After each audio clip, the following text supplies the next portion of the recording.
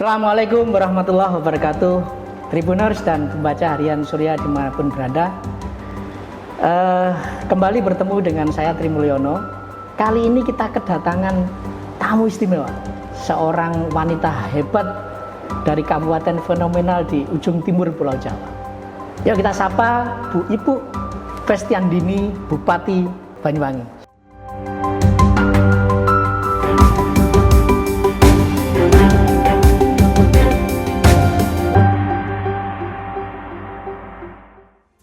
Ipuk Festiandani adalah politisi PDI Perjuangan yang resmi menjabat sebagai Bupati Banyuwangi periode 2021 hingga 2024. Ipuk bersama wakilnya Sugira dilantik oleh Gubernur Jatim Kofifa Indar Parawansa pada Jumat 26 Februari 2021 di Gedung Gerahadi, Surabaya.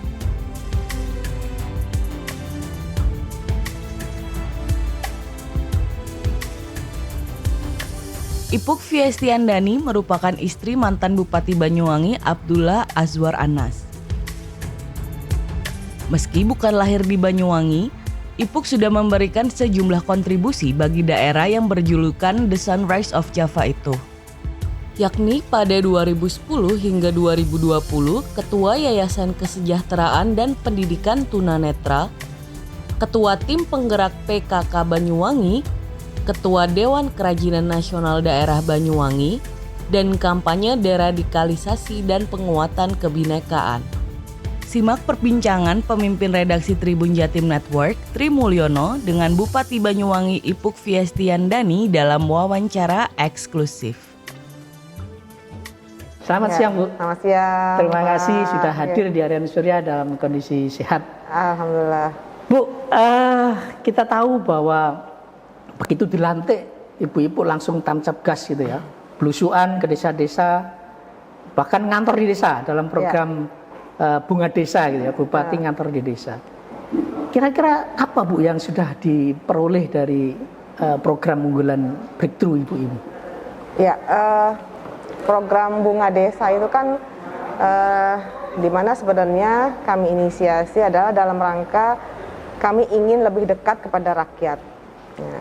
Jadi intinya kami membeli permasalahan yang ada di rakyat. Nah, untuk masalah-masalah yang kami tuntaskan ketika kami ngantor di Bunga Desa itu kita bagi 3, yaitu ada yang jangka pendek, ada yang jangka menengah, dan ada yang jangka panjang. Nah, kalau jangka pendek seperti contohnya, misalkan masalah pendidikan, masalah anak putus sekolah, ya. Nah, maka di situ kita bantu permasalahannya apa, kenapa kok bisa sampai putus sekolah, gitu ya, dan kita cari solusinya. Ternyata anak putus sekolah ini di desa ini bukan hanya karena masalah uang sekolah, tetapi mungkin tidak bisa beli seragam, tidak bisa beli sepatu dan sebagainya. Maka kita bantu. Begitu juga dengan yang jangka pendek seperti penanganan administrasi kependudukan. Nah, itu juga salah satu yang kita jemput bola, di mana banyak sekali ternyata masyarakat itu antusias ketika saya kantor di desa. Masyarakat antusias untuk mengurus KK-nya, untuk mengurus KTP-nya. Ya, padahal selama ini mereka males-malesan ngurus KTP, ngurus KK. Nah, begitu juga dengan jangka menengah. Ya, jangka menengah itu seperti misalkan hal-hal yang memang sedikit rumit, tetapi bisa kita selesaikan. Contohnya ketika saya turun ke bawah, banyak keluhan di masyarakat tentang sertifikasi tanah. Nah, ini kita bantu. Begitu kalau jangka panjang, memang tidak kami selesaikan di waktu saya ngantor di desa itu, ya, karena itu sudah melalui perencanaan penganggaran dari pemerintah daerah. Maka yang bisa kita selesaikan adalah program-program atau masalah-masalah jangka pendek dan jangka menengah. Intinya dengan program saya ngantor di desa atau Bunga Desa ini, kami ingin lebih dekat kepada rakyat, ingin menyapa rakyat, ingin menyentuh rakyat. Karena selama pandemi COVID ini banyak sekali masyarakat yang memang butuh supporting, butuh dukungan dan butuh kehadiran dari pemimpinnya, seperti itu. Keren sekali ya Tribuners, jadi namanya sudah keren gitu ya, Bunga Desa, dan ternyata program-programnya juga luar biasa. Bu, barangkali bisa ceritakan ada kejadian unik atau menarik Bu selama Ibu di ngantor di desa itu, Bu? Pernah, waktu itu saya kebetulan sedang menengok inseminasi hewan. Oh, gitu. Inseminasi hewan. Nah, kebetulan hewan yang kami lihat adalah sapi. Nah, sapinya ini bagi saya unik ya, lucu. Saya elus-elus, saya kasih makan, ya saya sedikit saja ajak ngobrol gitu ya. Nah, ketika saya pamit pulang, sapinya ini teriak, wuh gitu. Intinya sapi itu mengucapkan kata terima kasih, gitu. terima kasih atau kata say goodbye seperti itu.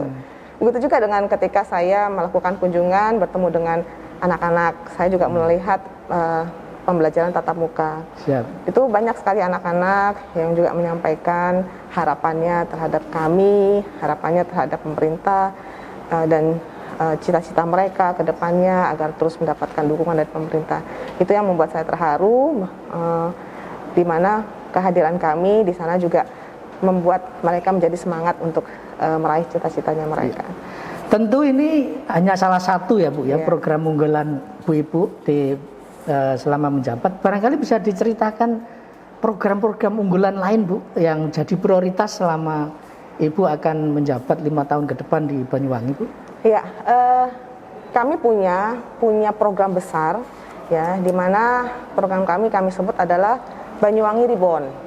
Banyuwangi Reborn ya, Bu ya. Banyuwangi Reborn itu ada beberapa subtema, di mana yang pertama adalah bagaimana kami ingin fokus pada masalah kesehatan, terutama di masa pandemi COVID-19. Nah, jadi masalah kesehatan ini ketika kami turun di Bunga Desa juga kami melihat ke sekolah-sekolah bagaimana aktivitas kesehatan di sekolah. Nah, kami ingin menyisir masalah kesehatan ini dari segi yang paling kecil, yaitu anak sekolah atau di lingkungan sekolah. Nah, di mana di sekolah-sekolah sudah ada UKS, maka kami akan mengoptimalkan UKS-UKS yang ada di sekolah sebagai basis terkecil di lingkup kesehatan. Lalu juga nanti UKS ini didukung oleh puskesmas, didukung oleh poskesdes dan sebagainya. Lalu yang kedua juga di bidang ekonomi. Ekonomi Bu ya. Ya, kalau di kesehatan tadi kita bicara tentang masalah pandemi COVID. Lalu juga bagaimana kita juga mengawal angka kematian ibu dan anak. Dan juga di bidang kesehatan juga kami ingin meningkatkan IPM kami. Nah, kalau di bidang ekonomi kami ingin menyisir masalah tentang masyarakat yang terdampak pandemi COVID-19, terutama yang di bidang ekonomi. Kami ada program UMKM naik kelas. Yang kami sebut adalah usaha rakyat naik kelas. Lalu juga kami ada program warung naik kelas. Ya, kami memberikan bantuan kepada warung-warung kecil yang bentuknya tidak banyak, tapi ini sangat bermanfaat sekali bagi warung-warung yang ada di Banyuwangi. Begitu juga dengan bagaimana dukungan kami terhadap pertanian. Ya, pertanian, ekonomi berbasis pertanian, berbasis perikanan, seperti itu. Dan selanjutnya dalam program Banyuwangi Reborn ini adalah dukungan terhadap anak-anak muda. Milenial Bu ya. Ada 3 subtema, yaitu yang pertama kesehatan, yang kedua adalah ekonomi, dan yang ketiga adalah dukungan terhadap anak muda. Nah, kami akan banyak memberikan fasilitasi terhadap anak muda, di mana kami membuka kesempatan bagi anak-anak muda yang ingin menjadi pengusaha baru. Ini akan kami fasilitasi.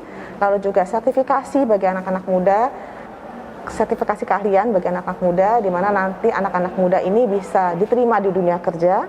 Ya. Bentuknya pelatihan ya Bu Ibu? Semacam pelatihan. kartu prakerja barangkali ya? Iya, tapi ini lebih ke sertifikasi keahlian. Jadi anak-anak muda yang memang sudah misalkan kuliah di bidang kuliner. Nah, ini kalau dia mau masuk dunia kerja, dia harus punya sertifikasi keahlian.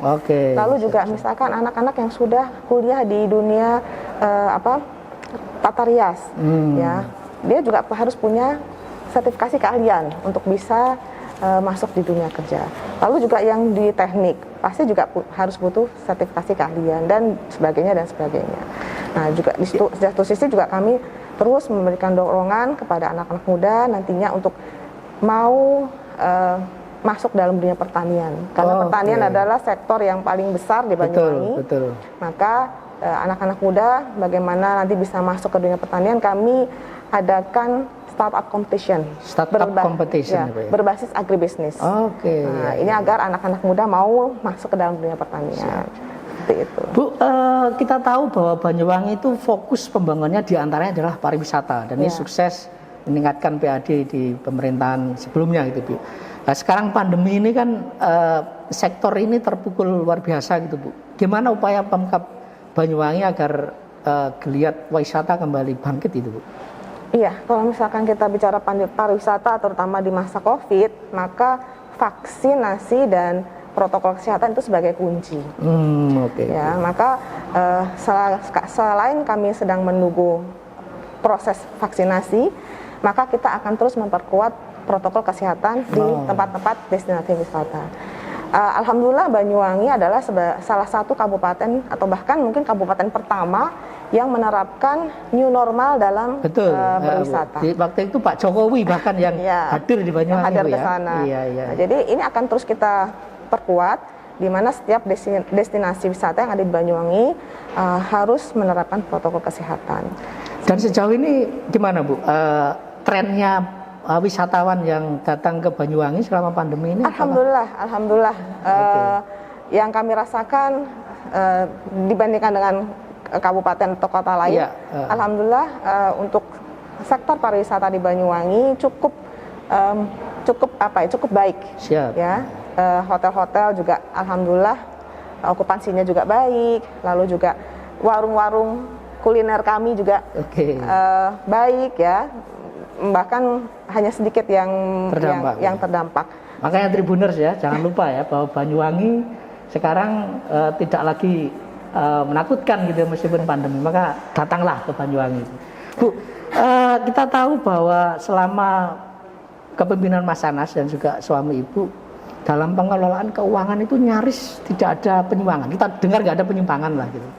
Kira-kira nanti yang akan dilakukan Ibu selama memimpin ini agar tata kelola keuangan kembali kita pertahankan bagus, lalu upayanya agar tidak ada korupsi, meskipun tentu korupsi nggak mungkin dihilangkan 100% ya, Bu ya. Tapi ada upaya untuk menekan. Apa, Bu, yang akan dilakukan? Bagi saya, kalau kita bicara tentang keuangan, yang pertama adalah masalah komitmen. Bu ya. Komitmen kita untuk bersih, ya, untuk taat pada aturan. Iya. Jadi komitmen ini penting.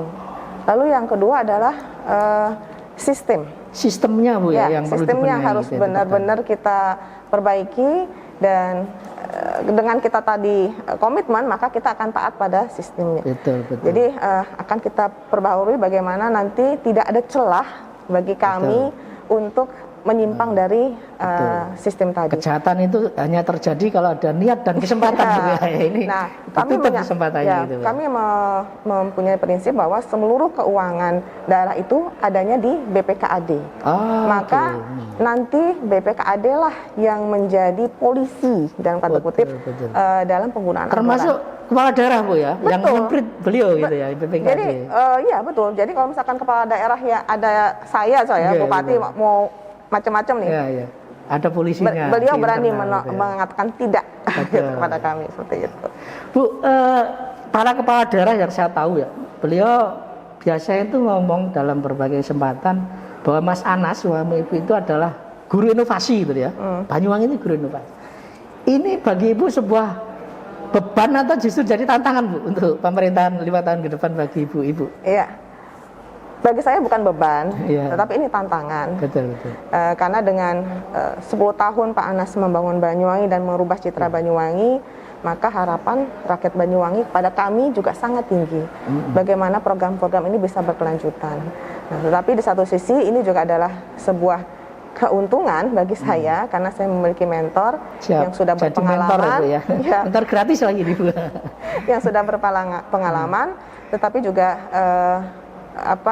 ini menjadikan kami untuk terus berusaha agar kesinambungan atau program-program yang sudah berjalan ini bisa kita lanjutkan. Oke.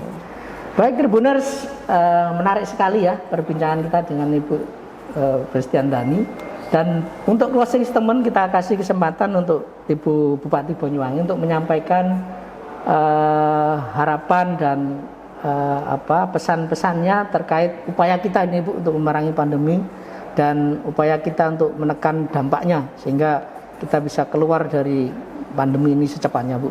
Monggo Bu. Iya, kepada Tribuners, pandemi COVID atau COVID-19 masih berada di sekitar kita. Maka mari kita sama-sama menjaga diri kita, keluarga kita, mungkin masyarakat kita agar terhindar dari COVID-19. Saling mengingatkan dan jangan takut untuk menegur jika ada teman-teman atau saudara-saudara kita yang tidak melakukan protokol kesehatan. Perketat dan jalani protokol kesehatan sesuai dengan fungsinya, dengan aturannya, agar kita semuanya bisa terbebas dari COVID-19. Sekali lagi, mari kita saling menjaga, saling mengingatkan, dan mudah-mudahan Indonesia dan Banyuwangi bisa pulih dari COVID-19. Amin Bu.